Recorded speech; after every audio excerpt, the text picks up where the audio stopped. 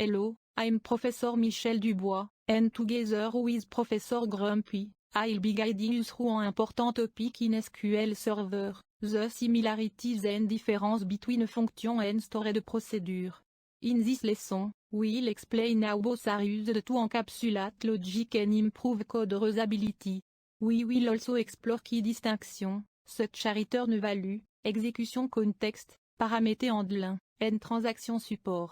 You'll learn when to use a function versus a stored procedure and the best practices for integrating both into your SQL development workflow.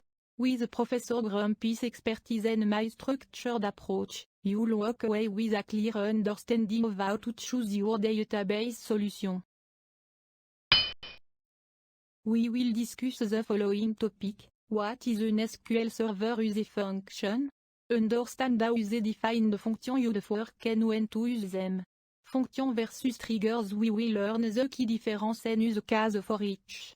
Basic function code template. Get started with a simple reusable function template to begin creating your function.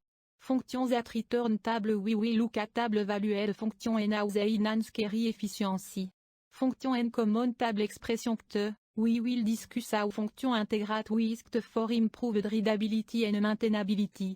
Passing table to function. We will learn how to pass table parameter to use defined function. Scalar function. We will also discuss functions that return a single value and how they can be left in SQL query. Aggregate function. We also examine built-in SQL Server aggregate function like sum, have, and count. Built-in system function. Last but not least, we take a peek at some of the system functions SQL Server provides for retrieving metadata, performing calculations, and managing data efficiently. Take it away, Professor Grumpy.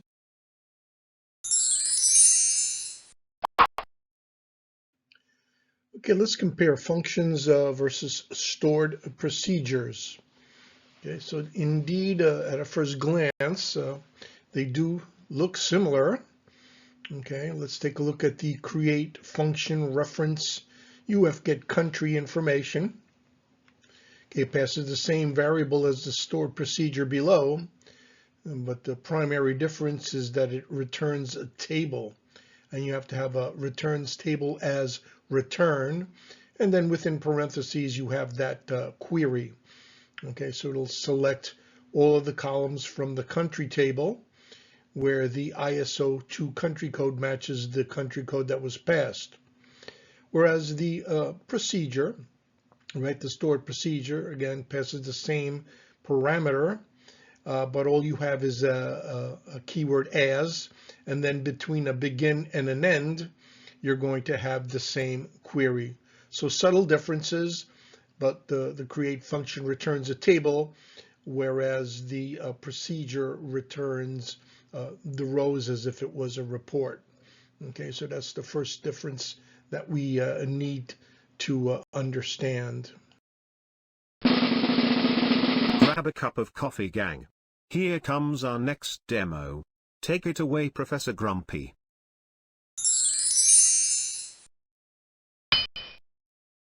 Okay, here's a nice little quick demo just to show you those two functions and how they work, and wrote a little test script. So there's our function first, right? We're going to pass the ISO, the ANSI 2-character code for a country, ISO 2 underscore code, and it's a varchar 32.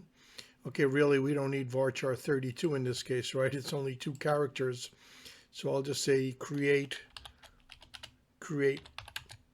or alter the function. I'm going to rebuild it.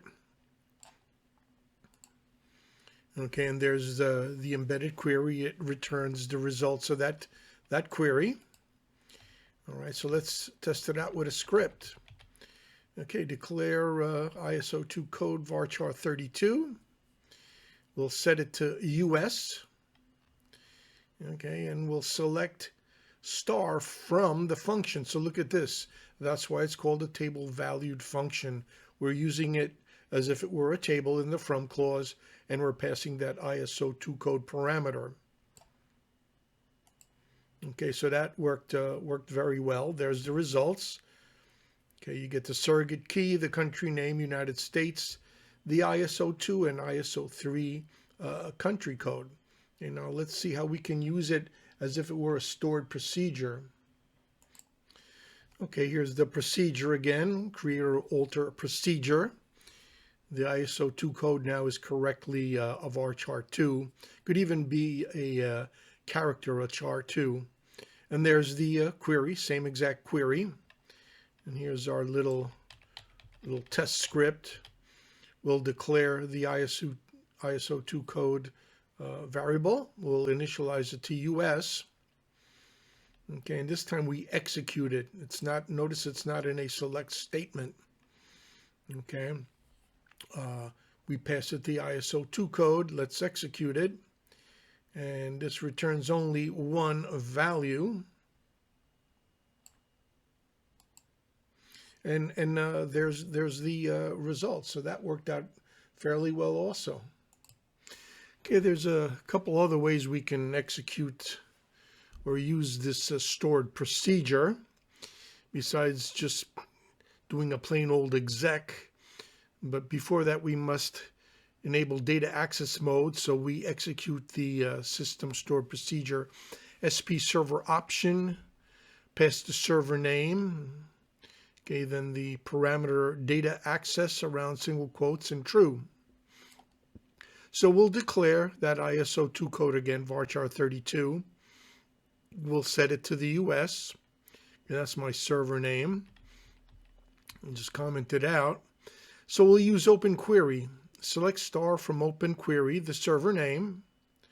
Then you need to include these settings around single quotes. Set FMT only off, set no count on, then exec, hobby shop reference, USP get country information, and you pass it hard-coded the parameter US. Okay, so that's one of the negatives using this style is you hard-code the code. So anyway, let's execute this.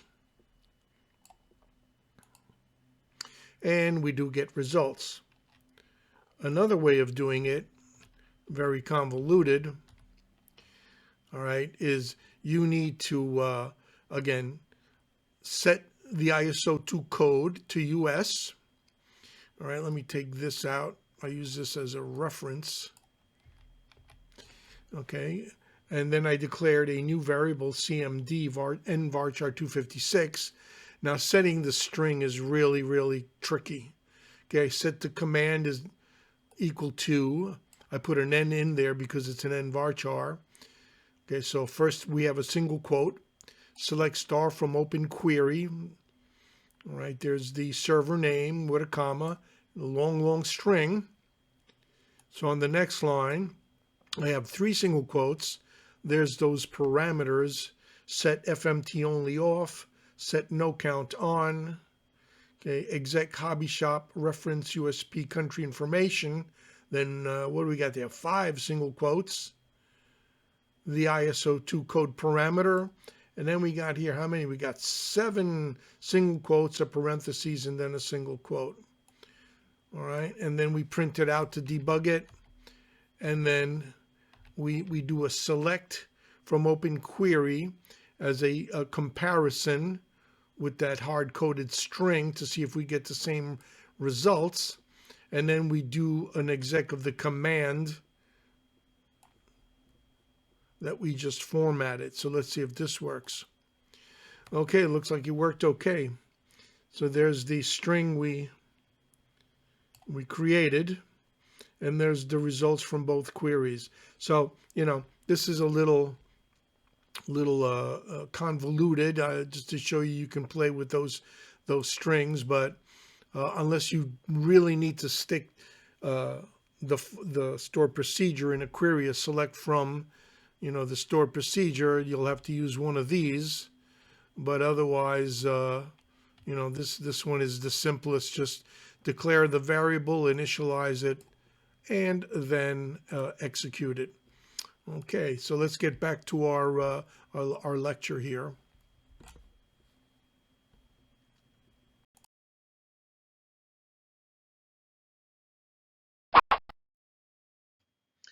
Okay, here's your surprise. It's homework time. Okay, so let's see. Let's create a function in a stored procedure that will return the results of adding two numbers plus the result of the addition of the prior calculation. Okay, so you're going to have to do this inside a while loop that iterates 10 times. Okay, the results you should get are 2 plus 2 plus 0 the first time. The first result is 0, so that's 4. But now you're going to have 2 plus 2 plus 4. The prior result is 8. And one more, 2 plus 2 plus the prior result 8 is equal to 12, and so on. So iterate 10 times. Okay, so create and test the stored procedure and the function. Okay, look at the similarities and the differences. Okay, both the stored procedure and function should do this little algorithm. Okay, make sure you do these homeworks to test your skill and understanding, the level of your skill. And well, if some concepts aren't clear, okay, go back and review. And as usual, you'll get a template for this homework and also this solution. Okay, so it's okay to cheat. And there's a little grumpy tip there. Try the stored procedure two ways, right? One that returns the results as a query, and one that returns the results via an out pass parameter. So a pretty interesting and maybe a little complicated homework. Okay, let's wrap up this module.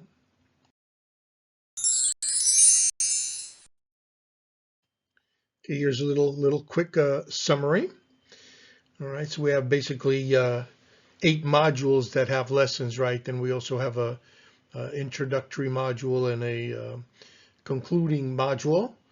So we're in the second lesson within the module, and it's functions versus procedures.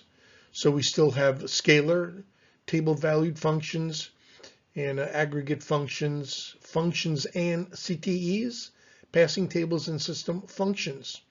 Okay, so we did cover a lot of ground, but we only got started, and I hope you're having fun. So let's just see what's next.